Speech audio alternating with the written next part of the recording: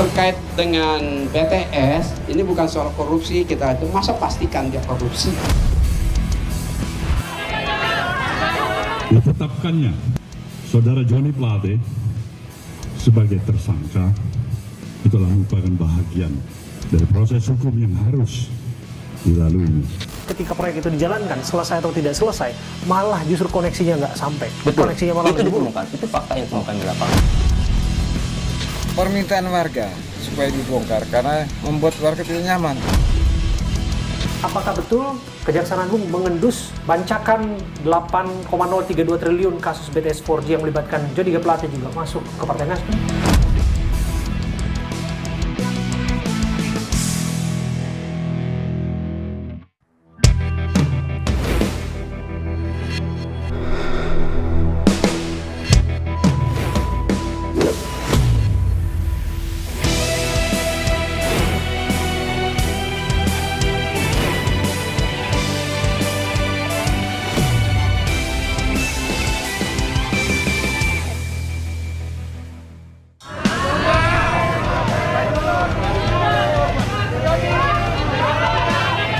Kejaksaan Agung menahan dan menetapkan Menteri Komunikasi dan Informatika Menkominfo Joni G. Plate sebagai tersangka kasus korupsi.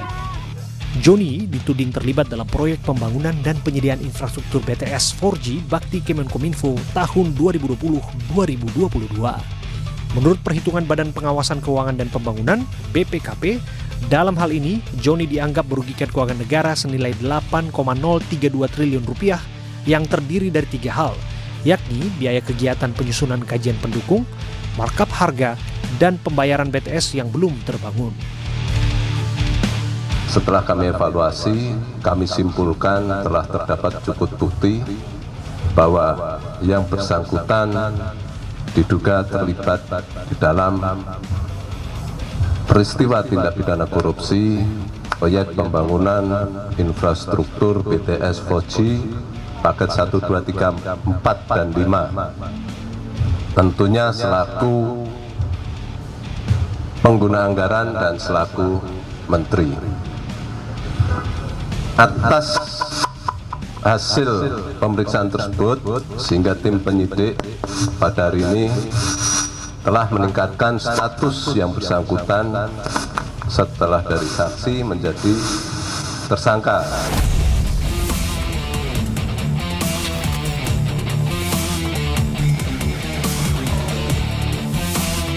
Sobat, kita akan masuk ke ruangan konferensi pers dari Kejaksaan Agung untuk menyaksikan apa yang akan disampaikan. Masuk ke dalam. Sobat, di belakang saya saat ini sedang disampaikan keterangan dari Kepala Pusat Penerangan Hukum, Dr. Ketut Sumadana, mengenai kasus BTS 4G tentu saja yang menjadi concern publik saat ini. Keterlibatan dari Menteri Komunikasi dan Informatika Joni G. Plate di dalamnya. Dan tentu saja publik masih bertanya-tanya, siapa saja yang terlibat selain Joni G. Plate? Apakah ada aktor lain yang lebih besar? Pertanyaan berikutnya, apakah kemudian ada aliran dana yang juga masuk ke tempat-tempat yang tidak semestinya? Nah, ini yang akan kita dalami bersama, termasuk pertanyaan publik, betulkah kasus ini ada kaitannya dengan tahun politik 2024, upaya penjagalan dari capres tertentu? Itu semuanya nanti akan dijawab. Di belakang saya, seperti Anda lihat, sedang disampaikan keterangan pers oleh Pak Ketut selaku Kepala Pusat Penerangan Hukum dari Jaksa Agung. Kita ikuti.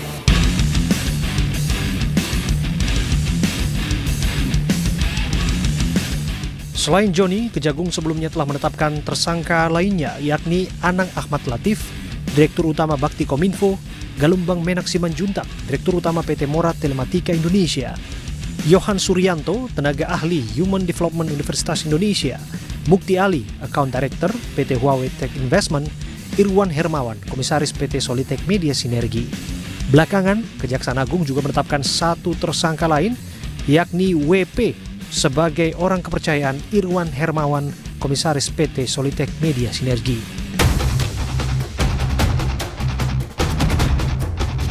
Menteri Komunikasi dan Informatika Johnny G. Plate ditetapkan menjadi tersangka. Terus sampai saat ini pun masih dilakukan pemeriksaan terhadap yang bersangkutan. Apa yang didalami, Pak Ketut? Jadi begini, pasca penetapan 5 tersangka dari perkara ini ya, kita terus melakukan pendalaman, baik terhadap tersangka yang sudah ditahan, ya, termasuk juga saksi-saksi. Ya. Nah, sambil menunggu hasil perhitungan keuangan negara (LHP) dari BPKP, ya, kita mendapatkan kerugian yang sangat signifikan. Ya. Kemudian hasil LHP ini kita klarifikasi kepada yang bersangkutan. Hasil klarifikasi ini dah yang menentukan bahwa yang bersangkutan yang menurut alat bukti yang ada layak ditetapkan sebagai tersangka dan dilakukan penahanan oleh tim penyidik kejaksaan. Oke, sampai di sana kita juga mendengar bahwa ada penyitaan yang dilakukan, termasuk mobil mewah yang bersangkutan juga disita. Betul demikian? Saya tidak merinci ya, banyak penyitaan yang kita lakukan. Dari sejak awal kita menetapkan tersangka ya, dari 3, 1, 1 dan 1 ya. Ini pasti adalah serangkaian pemeriksaan. Karena apa? Fungsi penyitaan itu tidak hanya dijadikan barang bukti untuk pembuktian di persidangan, ya, tetapi juga ya, menjadi alat untuk pengembalian keuangan negara ketika nanti perkara ini terbukti. Dari sini Pak Ketut ingin jelaskan bahwa Kejaksaan Agung juga menyoroti kekayaan yang diduga tak wajar yang dimiliki oleh Pak Johnny G. Plate. Tidak hanya dia, semua tersangka. Bahkan orang yang suspeknya pun kita akan soroti. Karena ini kerugian negara cukup besar. Dari proyek 10 triliun, kerugian negara jadi 8 triliun. Oke, 8,032 triliun. Ya, itu pasti kita akan telusuri semua kan kemana larinya uang ini yang dari kerugian yang cukup besar ini kan. Dan kita juga mendengar bahwa aliran-aliran itu juga terus didalami ya, Pak Ketut ya. Artinya sudah fix dikantongi 2 alat bukti cukup itu. Jadi kejaksaan itu tidak semena-mena dalam membuat seseorang itu membuat jadi tersangka. Jadi nggak bisa orang tiba-tiba jadi tersangka itu nggak bisa. Jadi tentu ada proses. Ada proses penyidikan, ada proses pencarian alat bukti, barang bukti, ya kan. Sehingga memang dari 183 184 KUHP, orang tersebut layak untuk dijadikan tersangka. Jadi nggak seketika orang jadi tersangka, nggak bisa seperti itu. Dan kami jadi kalau dibilang kriminalisasi ya nggak bisa lah. Gitu. Kejaksaan Agung menepis hal itu ya. Artinya bahwa dalam hal ini murni ini adalah kasus hukum dan kemudian yang dijelaskan juga kami dengar yang bersangkutan menerima uang 500 juta rupiah untuk operasional. Pak Ketut, bisa dijelaskan apalagi penerimaan yang didapatkan? Ini tidak boleh kita ungkap. Yang hal sebut aliran, tidak aliran bagaimanapun terkait dengan pemeriksaan proses penyidikan, ini nggak boleh muncul di permukaan. Ya mungkin ini dari media yang ngembuskan. Kalau dari kejaksaan tetap kita tidak ada informasi terkait tadi. Tapi yang itu kan dari BAP-nya. Itu kan dari BAP-nya Pak Anang Latif dari Direktur Bakti Kominfo yang mengatakan. Saya belum klarifikasi tentang itu ya. Karena itu pun tidak boleh walaupun kita ada hasil pemeriksaan itu pun tidak boleh disampaikan di depan media. Karena apa? Karena proses ini sebagian daripada strategi dari penyidik. Pak Ketut, tapi kita juga ingin mendalami, Anda sebutkan tadi memang kerugian negara nggak tanggung-tanggung 8,032 triliun. Dan itu adalah bagian dari yang mana disebutkan ada penggelembungan di sana, ada markup dan sebagainya. Apakah sudah dirinci itu kerugiannya di bagian-bagian mana saja? Secara garis besar itu ada 3. Ya, mulai dari proses perencanaan, ada kajian teknis yang tidak sesuai dengan sebenarnya, itu yang paling pertama. Yang kedua ada markup ditemukan, penggelembungan harga, dan yang ketiga ada beberapa kegiatan yang tidak selesai tapi tetap dibayarkan. Artinya ada proyek fiktif yang masih dibayarkan oleh mereka seperti itu. Dan besarnya seperti itu ya. Itu 3 garis besar kerugiannya. Dan soal alirannya, apakah betul aliran ini juga masuk ke lingkaran Pak Plate, tidak hanya dirinya sebagai personal ataupun keluarganya? Karena kan adiknya sudah diperiksa ke partai politiknya. Begini, soal tadi itu tentu menjadi senjata, menjadi strategi rahasia dari proses penyidikan. Dan itu nggak boleh diungkap. Yang jelas kita punya strategi yang namanya follow the money, follow the suspect, dan follow the asset. Nah itu kalau kita membuktikan TPPU larinya ya ke sana. Gitu. Strategi itu yang dibangun oleh teman-teman penyidik untuk menentukan siapa yang harus bertanggung jawab terhadap uang yang dikorupsi ini. Apakah betul Kejaksaan Agung mengendus bancakan 8,032 triliun kasus BTS 4G yang melibatkan Johnny G. Plate juga masuk ke Partai Nasdem? Kalau itu pertanyaan terlalu jauh. Itu tidak mungkin saya jawab, ya kan? Karena kami belum mendapat data apapun tentang itu. Oke. Ya karena walaupun ada, walaupun tidak akan mungkin kami sampaikan di depan publik. Tapi pada saatnya akan diungkap. Pada saatnya di proses pembuktian semua akan terungkap. Pertanyaan-pertanyaan itu pasti ada kan? Dari majelis hakim, dari penasihat hukum, dari jaksa, itu pasti harus diungkap semuanya. Karena itu angka yang tidak sedikit, Pak Ketut. 8,032 triliun itu angka yang cukup besar. Maka pasti sebagai penegak hukum, Pak Ketut juga sebagai seorang jaksa pasti melihatnya penting untuk mengetahui kemana saja aliran dana itu dan siapa saja menikmati uang haram itu. Kita sudah terbiasa menangani perkara-perkara besar dengan aliran dan kerugian negara cukup besar. Bahkan kerugian negara juga cukup besar ya, seperti Duta Palma dengan kerugian negara menurut pandangan kita 83 triliun, dibuktikan menjadi 34 triliun. Seperti Garuda 8,8 triliun, seperti minyak goreng 8 triliun, seperti Jiwasraya, Asabri yang kurang lebih 40 triliun dua perkara tersebut ya. Ini sudah biasa kita lakukan penyidikan, proses istilahnya pelacakan aset-aset tracing, ya udah biasalah kita lakukan. Tapi hal itu tidak mungkin kita ungkap di publik sebelum perkara ini masuk ke ranah pengadilan. Mengenai pelacakan, apakah artinya Kejaksaan Agung juga akan menggandeng PPATK dalam hal ini, Pak Ketut? Semua pihak yang terlibat, yang terkait dengan penanganan perkara korupsi pasti akan digandeng. Pasti akan digandeng. Pasti digandeng. Termasuk perbankan juga kita gandeng. Mengenai potensi tersangka lainnya, apakah mungkin ada figur ataupun aktor lain yang lebih besar di balik mega korupsi BTS 4G? Ini proses lagi sedang berjalan. Ya. Jadi Puspinkom ini tidak bisa menyampaikan sesuai sebelum fakta itu terjadi. Ya. Kita tunggu lihat perkembangannya, pendalaman teman-teman penyidik, kita lihat tunggu aja perkembangannya ke depan seperti apa. Setelah hadirnya tower yang ada di desa ini, mungkin hampir setiap hari itu ada gangguan jaringan. Jadi lancar atau tidak? Tidak lancar.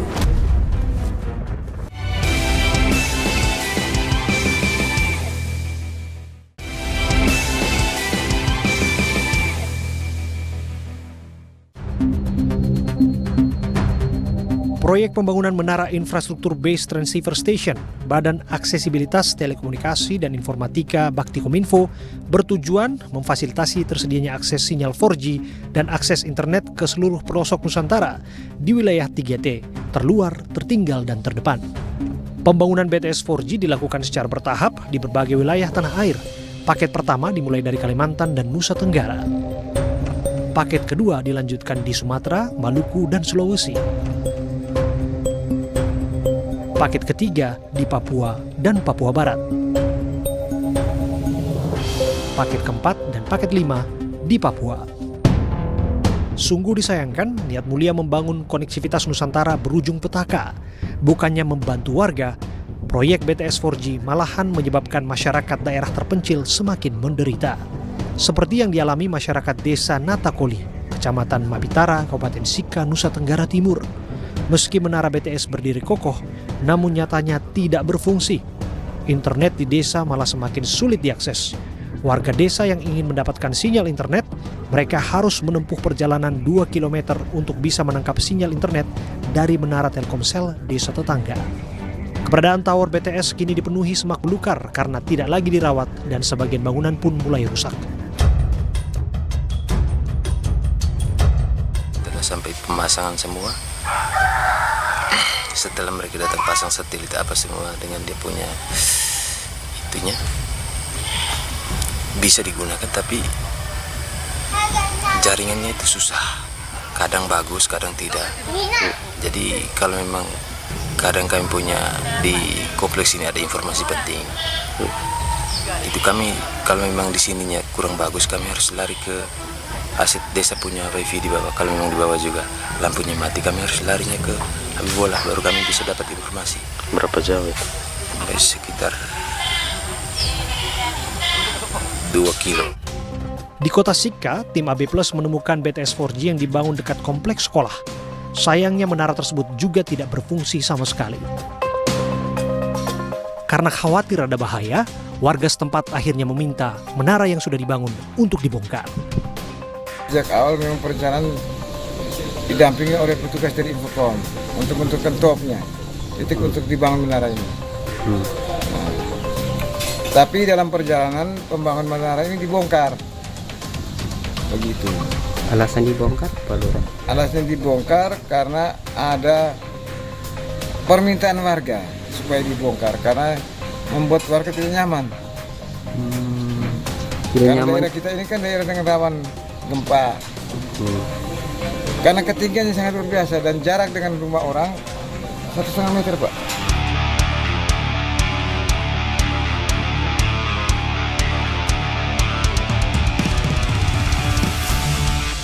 Kita sudah memasuki Desa Mangkaruli, jalan masih bebatuan, tidak beraspal, dan hanya bisa dilalui oleh satu mobil. Saat ini kita sedang berada di lokasi di mana BTS yang diinformasikan oleh warga baru dibangun 3 bulan lalu di tempat ini, yang program dari Kominfo membangun BTS di Desa Wangkarweli, Kecamatan Lambaleda Timur, Kabupaten Manggarai Timur, Provinsi Nusa Tenggara Timur ini saat ini sedang berlangsung pembangunannya yang dikategorikan mangkrak.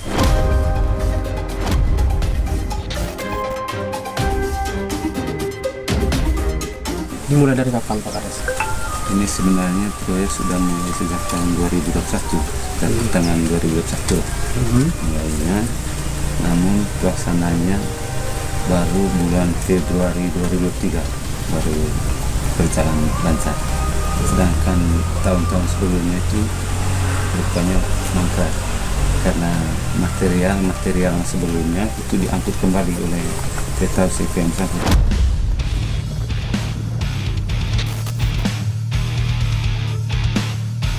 Sebelum hadirnya BTS ini, Pak Kades, jaringan di sini bagaimana? Setelah hadirnya tower yang ada di desa ini, mungkin hampir setiap hari itu ada gangguan jaringan. Jadi lancar atau tidak? Tidak lancar.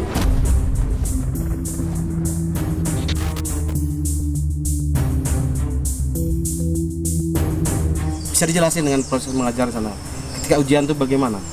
Oh ya, karena sekarang untuk ujiannya itu berbasis Android, jadi segala bentuk ujian itu dalam proses menggunakan HP. Nah, untuk prosesnya itu kan menggunakan jaringan. Yang kami rasakan itu untuk saat ujian itu adalah kendala di jaringan. Mau kirim nilai ujian tidak bisa karena penggunanya banyak sehingga menghambat itu. Jadi dari kendala jaringan itu sangat besar sekali.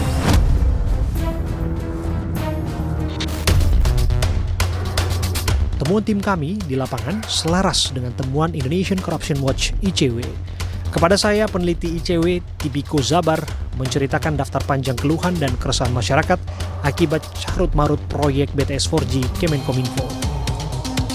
Niat awal dari proyek ini direncanakan adalah jelas cita-cita mulia untuk memastikan konektivitas internet yang lebih mumpuni, lebih bagus di daerah terdepan, terluar, dan terpencil. Betul. Tapi pada faktanya, ketika proyek itu dijalankan, selesai atau tidak selesai, faktanya ketika itu masuk, malah justru koneksinya nggak sampai. Betul. Koneksinya malah itu ditemukan. Itu fakta yang ditemukan di lapangan.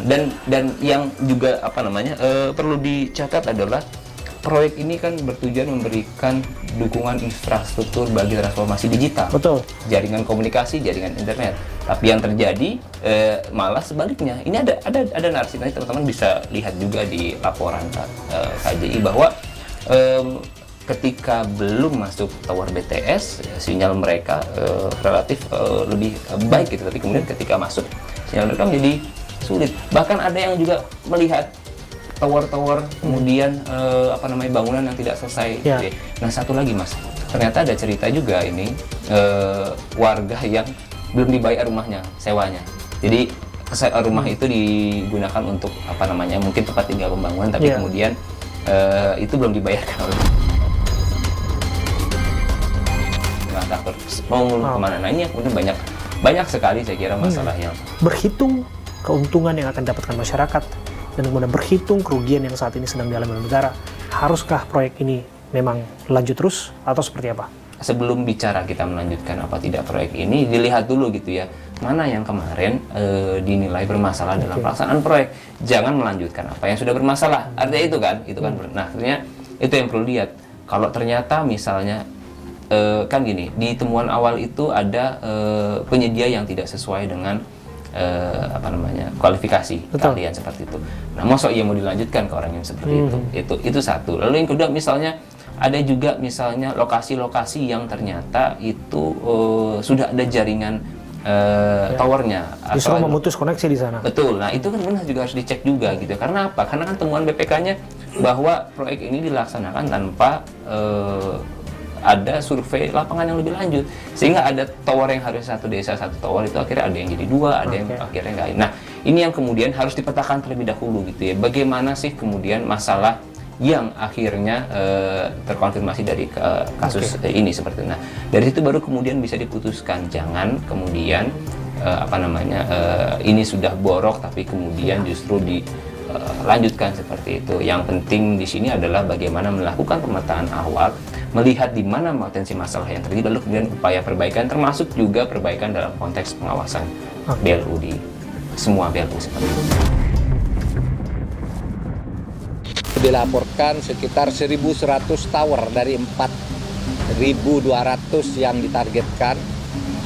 Itu 1.100 tower dilaporkan jadi sesudah diperiksa melalui satelit yang ada itu 958. Dari 958 itu tidak diketahui apakah itu benar bisa digunakan atau tidak.